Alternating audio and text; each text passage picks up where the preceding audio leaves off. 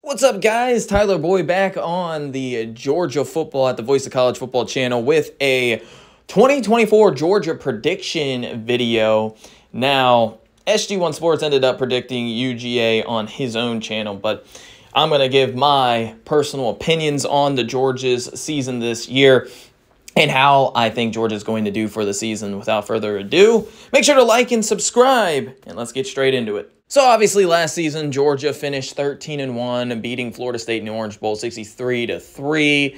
Lost to Alabama in the SEC title game 27-24. A lot of Georgia fans and a lot of fans of college football were upset with the way that game went. But I just think Bama outplayed Georgia. That's just the easiest way for me to say it. I know I'm a Georgia fan.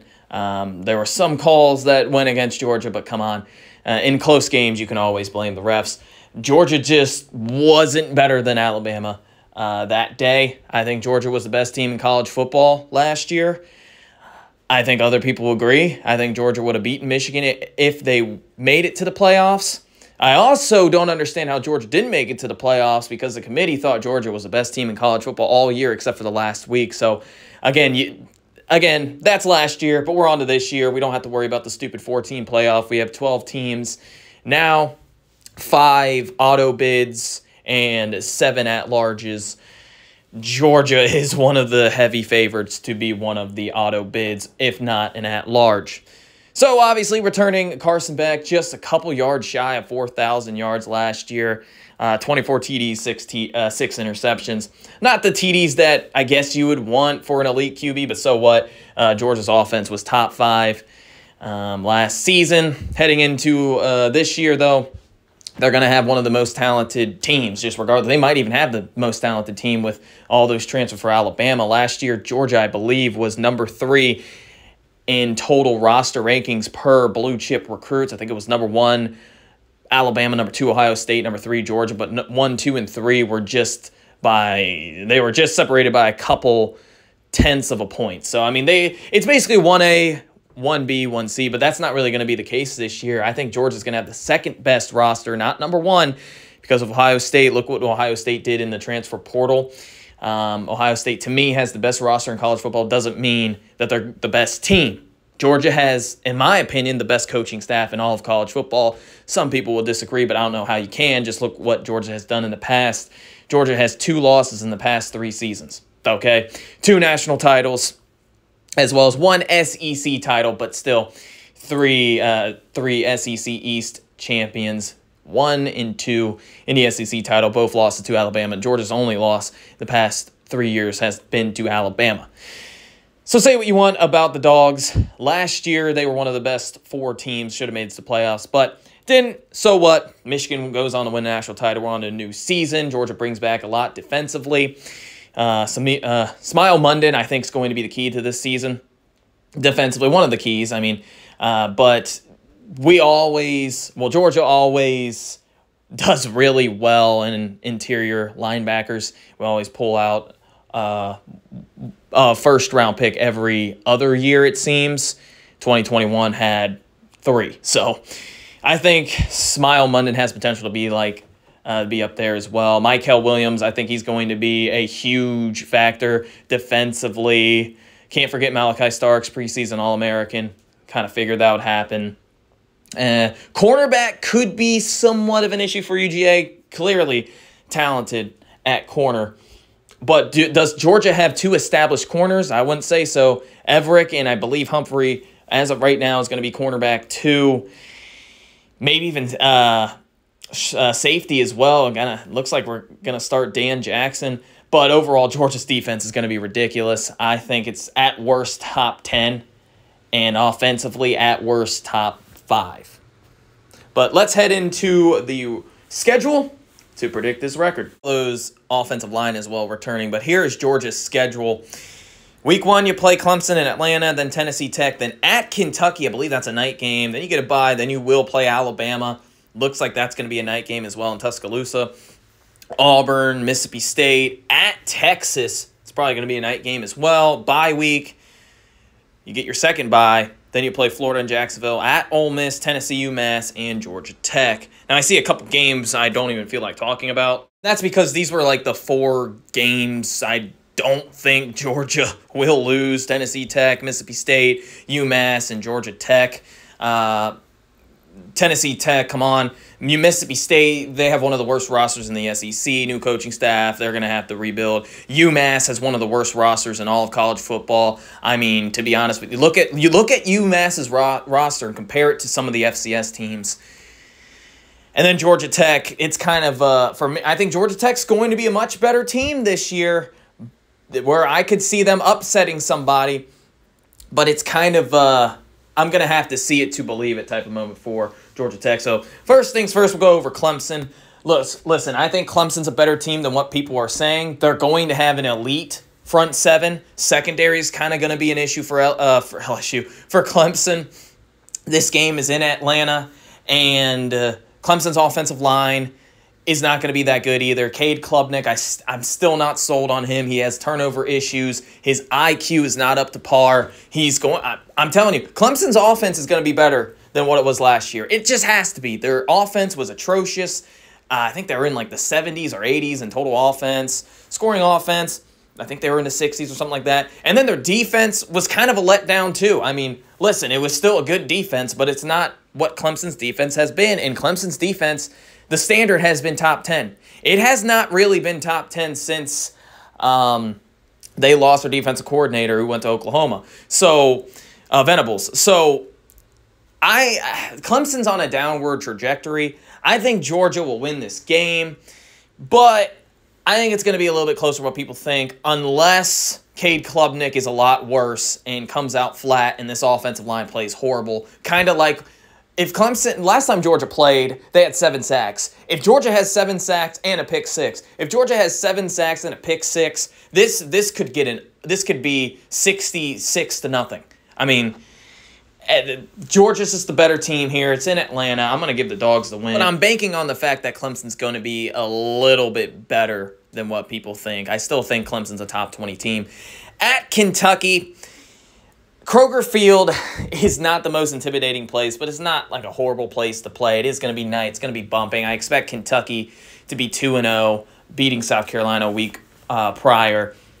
They're going to be ready for this game, but Kentucky just doesn't have the talent to match up with Georgia, and I don't think they're going to have the quarterback. Brock Vandagriff, everyone knows him. He was Georgia's backup last season. You know, kind of had a lot of hype, but didn't really do much with it, to be honest. I think he's going to be a good fit for Kentucky. Kentucky's defense should be pretty good as well, or at least better than what it was last year. I think Kentucky will compete for the first half. Georgia gets it done. This game could be closer than the Clemson game. Probably something like 30-13, 27-13, something like that. Dogs get it done. Then the big one. Bye week right before Alabama. I believe Alabama has a bye week before Georgia anyway, so great place for both teams to get a bye. Alabama's game prior was at Wisconsin. Georgia's at Kentucky, but it doesn't matter. Both teams will have a bye. This would be a no-brainer for me. I would take Alabama if Nick Saban was still the coach. Alabama lost a couple of key pieces defensively, especially Caleb Downs. That's a huge loss for Alabama. You're not replacing one of the best safeties in college football. At worst, Caleb Downs is probably the 3rd best. At worst, okay? You can't really replace that.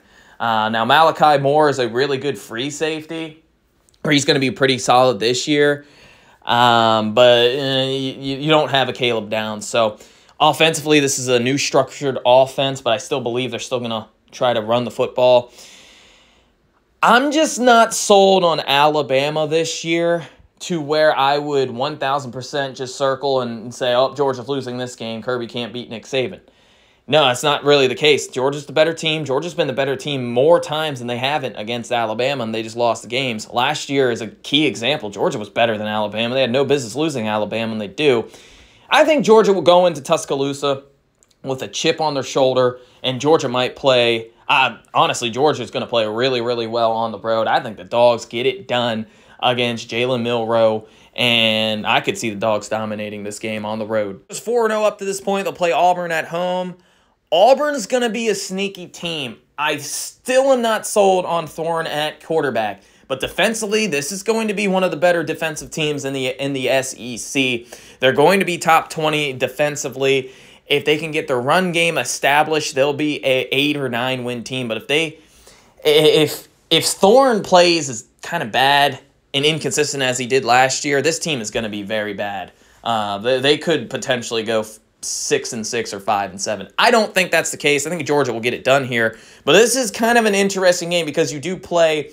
You played Alabama beforehand. Auburn's going to be a sneaky team. Auburn might knock somebody off if they're caught off guard. I don't think it'll be UGA. I think Dogs get it done against Auburn.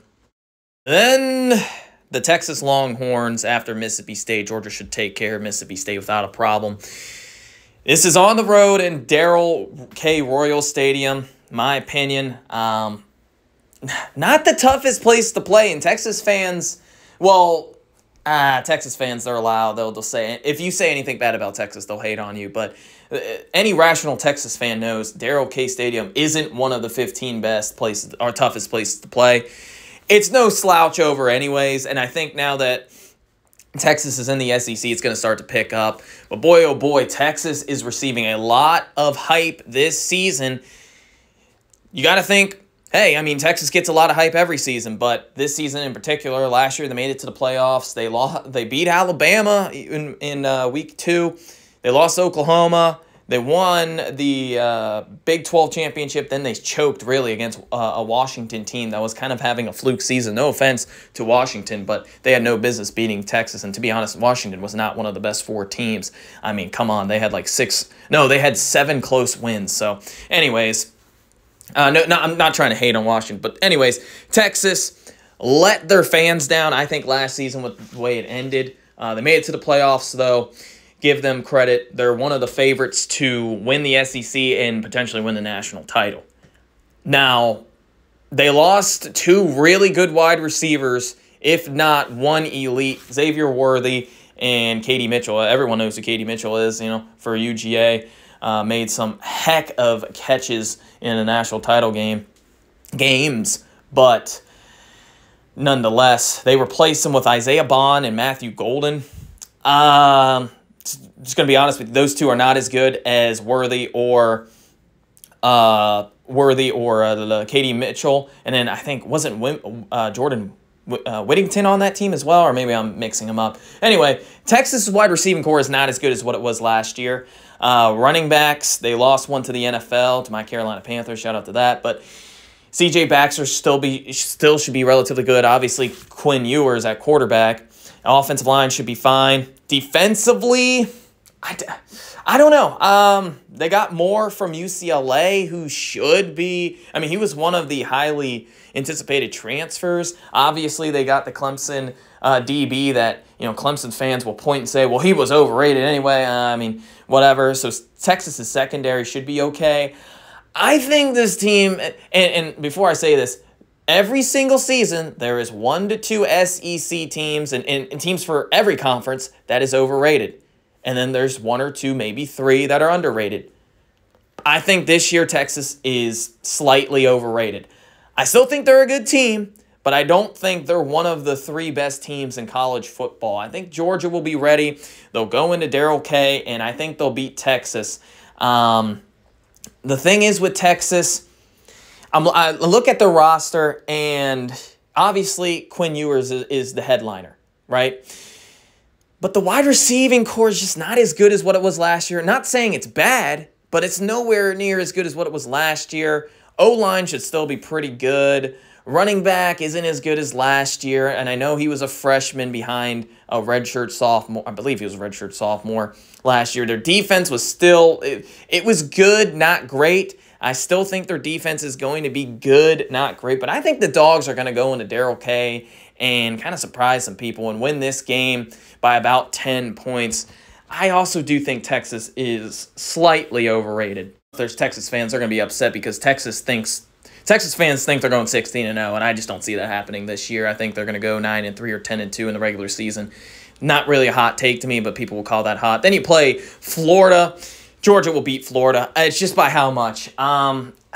This is the biggest stretch in Billy Napier's coaching career. It starts with Georgia.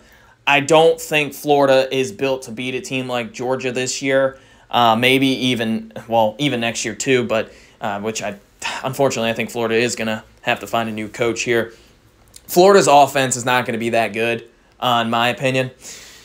Offensive line, they're getting a lot of credit there. I think wide receiver, they have Eugene Wilson, but other than that, I don't know. Montrell Wilson's pretty good. Graham Mertz is as good as he can be. He was definitely much better than I thought last year, but I think their strong suit's going to be their defense. I think Georgia gets it done right before Ole Miss. So the Dogs get it done at Texas. They have a bye. Then they beat Florida at Ole Miss. Oh, boy, here we go. I'm going to upset a lot of people. Ole Miss had, specifically Lane Kiffin has proven me wrong. He's now won 10-plus games, 2 out of the last 3 seasons. 2021, Ole Miss actually had a good defense. Contrary to disbelief, in their last 6 or 7 games, it was whenever the Auburn game was. I think that was their last 6 games because they were 5-2, I believe, at that point. Anyway, in their last 6 or 7 games, Ole Miss held teams to about 13.5 points in 2021. Okay, so they had a real good defense. And the one time they gave up 21+, they threw basically 2 pick-sixes against Baylor. I think Ole Miss's defense is going to be a lot better than what it was last year, and even last year it was mediocre at best, if we're being for real. But I think it's going to be a lot better. They added Walter Nolan, and I know a lot of people are going to get upset at this, but I think Walter Nolan is the best defensive tackle in all of college football. He can shut down the run himself. Transferred from Texas A&M, and by far he's the most talented defensive tackle in all of college football. Talk to a wall. Sorry. Walter Nolan is that guy. Ole Miss has an elite wide receiving core. Trey Harris, one of the best 50-50 ball getters. In fact, when you throw a 50-50 ball, it's more like 80-20. He's the real deal. Ole Miss's offensive line is going to be better. Lost Judkins, but again, it's Lane Kiffin. You got to expect really, really well for this offense. But if you've been watching Ole Miss each of the past 3 seasons, they have about 2, maybe even 3 games they win just based off of fluke luck. LSU was one of them last year. You can make a debate that Texas A&M as well. I mean, they had no business winning that game either. They had a phantom fluke interception at like the goal line. Max Johnson threw an embarrassing pick. I don't even know what happened to that. It was like a duck. The most gifted win of the year, and that's just typical Texas A&M. But Ole Miss has these phantom fluke wins that are just hard to explain. It is in Oxford, and here's another thing. Oxford isn't a tough place to play, but it's starting to get a little bit tricky. I will say that. It's starting to get better. It's not a top 25 place yet, but by the end of this season, it should be. I'm going to pick UGA to lose this game. I know Georgia fans are going to be all upset at me, but this is kind of a tricky place to get Ole Miss. It's going to be towards the bottom half of the season. It's sandwiching between Florida and Tennessee as well. There was a bye against Florida, but come on. I don't think UGA goes 12-0 this season. A lot of people think if Georgia is to lose the game, it's to Texas. If Georgia is to lose the game, maybe it's to Alabama. I think they win those 2 games and lose at Ole Miss. At Kentucky, okay, whatever. At Alabama, tough. At Texas, tough. At Ole Miss, tough. Those are 3 potential top 10 teams. I will say at least one of them is going to be overrated, but at least one of them will live up to the hype. I think that's Ole Miss, and I think the Dogs do get their first loss on the road at Ole Miss. I know everyone's going to be upset at me for that. But I do think Ole Miss defensively is going to be a lot better this year. Maybe they can hold UGA to around 27 to 30 points. I think Ole Miss is going to be able to score in this game. I know they got blown out last year at UGA, 55-17, but that was after their phantom crazy win. Kind of a momentum shifter for them. But yeah, I do have the Dogs losing this game. Yeah, I know I probably upset everybody, but last but not least, we have Tennessee, and Tennessee is potentially going to be one of those 1 or 2 teams that are going to be better than what people think. I think their offense is going to be really, really good, and I think their defense is going to be much improved. Their front 7 should be really, really good. It's just, is that secondary going to be better? They added in a couple transfers, but That's just to be determined. I think Georgia gets it done against Tennessee and finishes the season 11-1, 7-1 in SEC, atop of the SEC. I don't think anyone in the SEC is going to go undefeated. I actually don't think anybody in college football is going to go undefeated. A lot of these schedules are relatively tricky, especially in conference play. This is Georgia's toughest schedule that they've had in a while. Even Kentucky isn't a pushover. Clemson isn't a pushover. Tennessee isn't either. Maybe even Auburn too. But yeah, I have the Dogs going 11-1. I know a lot of people are going to be upset at the Ole Miss loss, but I think it's a tricky area to get that game, and it's going to be a must-win for Ole Miss up to that point. They'll have 1, maybe 2 losses, and they're going to be playing for a playoff spot, and I do think Ole Miss is going to be better than what people think. Let me know what you guys think. Do you think Georgia's going to go 12-0, 11-1, or maybe even 10-2, losing to Texas, Bama, or whoever else? Or maybe you think Georgia's going to go 0-12 because you hate UGA. Let us know. Make sure to like and subscribe, and I'll catch you in the next video. Peace out.